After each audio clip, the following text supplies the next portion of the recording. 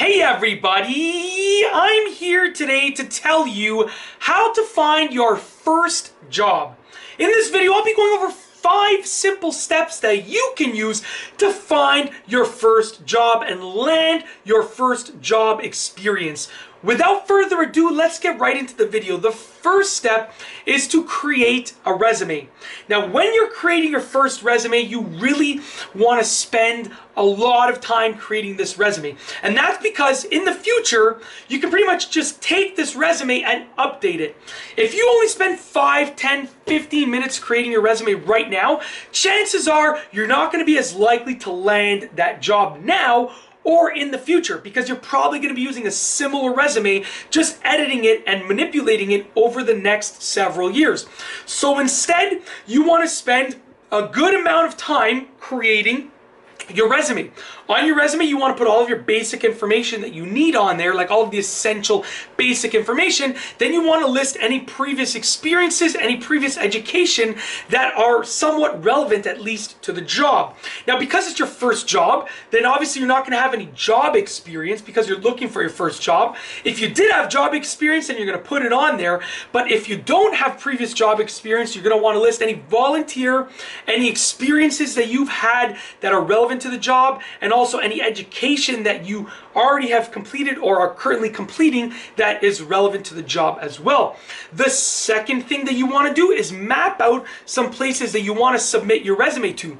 If you're only submitting your resume to one place, then it's going to be very unlikely that you're going to be getting that job. You might get it, don't get me wrong, you might get it, but at the end of the day, if you submit your resume to 5 potential places, you're going to have 5 times the likelihood of getting a job than if you only submit it to 1. So take some time and map out the locations of the places where you want to submit your resume to and figure out a route that you're going to take. So figure out how you're actually going to get from one place to the next. And if you do this properly, you can probably get your resume handed out to all of those locations and apply to all of those jobs in like less than half a day, right? Depending on how far apart the jobs are, most of the time it will take, 3, 4, 5 hours. All right, moving forward to step number 3, you want to actually go and hand in that resume to each of those jobs, okay? Now, there are other steps for each of those jobs, but just listen to this one. Figure out your route. Go and hand in the resume to each of those locations. Make sure that you're handing your resume in to the right person, and that goes hand in hand with step number 4, which is speak to the manager or owner at each place that you're handing in a resume to. Listen, I've had a wide variety of jobs, and I've been in the position where I've seen how the hiring process works and sort of the behind the scenes and so forth. And if you just give your resume in and you walk away, it is statistically proven that you're going to have a much smaller chance at actually getting that job. So instead of just handing your resume in, hand your resume in and ask to speak with the manager.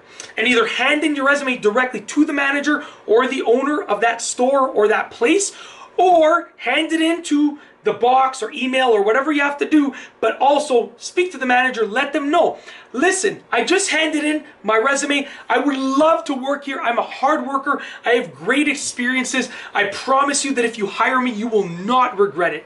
And just let them know that you are driven to succeed at that job and that you really want that job. Because only a small percentage of people will actually do that, and you're going to stand out in that manager or owner's mind. Last but not least, the 5th thing that you can do to find your first job, the 5th step is to follow up if necessary. Now, you got to figure out your timeline here. If it says, a decision will be made by a certain date, then don't follow up before that date, because that's going to kind of be annoying to the manager if you're, sort of calling them and sort of doing that before they even make the decision. But what you want to do is, let's say, for instance, let's say your timeline that you've decided is like 2 or 3 weeks. If they haven't called you in 2 or 3 weeks, call them up. Say, listen, I'm pretty sure you remember me. My name's Mike. I came in and I spoke to you when I handed in my resume. I just want to know for a follow-up, did I not get the job? Are you still deciding? Do you want some more information? Do you want me to come in to speak to you a little bit further about it? Just follow up in a nice way. Don't be annoying. Don't call them, 5 times. Just follow up, if necessary, nicely. It'll show them that you're committed to wanting that job, and it will give you an increased likelihood of actually getting it. And that's basically it. In this video, I've told you how to find your first job. I've given you a simple 5-step process to follow. If you liked the video, be sure to give it a thumbs up. Let me know what you think down below as a comment. And of course, be sure to subscribe for more great videos just like this one. And that's all I have for you today. Thanks for watching.